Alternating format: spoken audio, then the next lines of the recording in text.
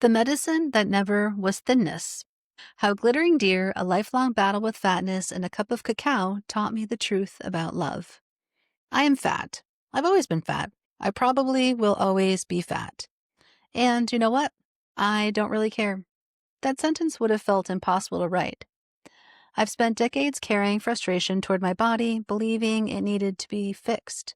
Maybe that's even part of the reason I've remained fat. The body can be loyal to the stories it's told over and over again.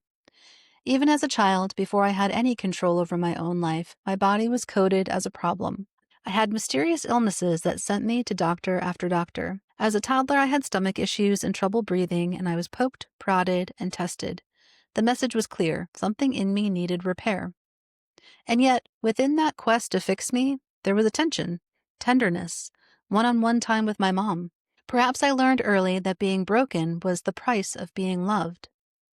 One of my first memories was sitting in a doctor's office being handed a glittery golden deer from his desk. A stranger gave me something dazzling, something I revered. In my child mind, that shimmering deer was proof. The attention, the care, the presence. I received them because I needed fixing. My digestion improved, my breathing stabilized, but the one symptom that never left was fat. And so, as an adult, I carried the quest forward. I tried everything, counting, restricting, pushing, striving, hunting for that elusive combination of input and output that would finally transform me. Diets worked temporarily, then the cycle began again.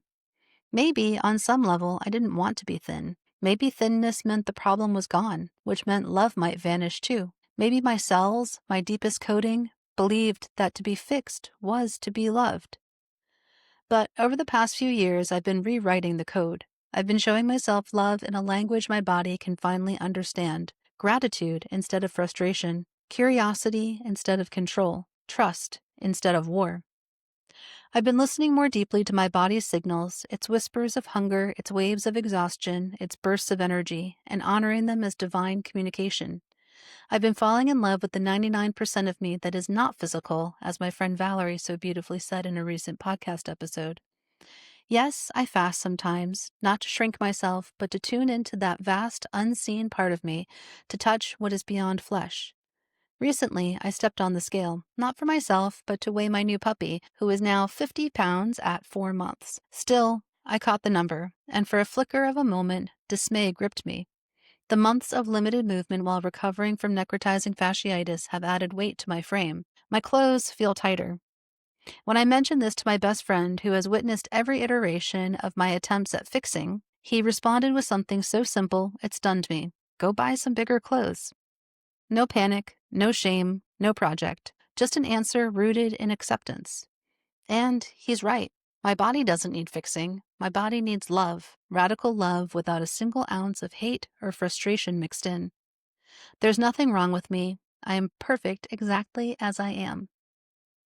And so I've begun to mother myself differently. Each morning I stir a cup of cacao, a practice that has become more than a drink. It is a ritual of love for my body, a warm offering that reminds me I am worthy of sweetness, nourishment, and presence exactly as I am.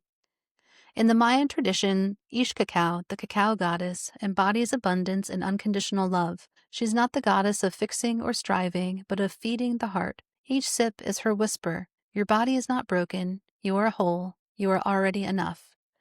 When I drink, I feel her blessing my cells, reminding me that love does not require improvement. Love is the medicine.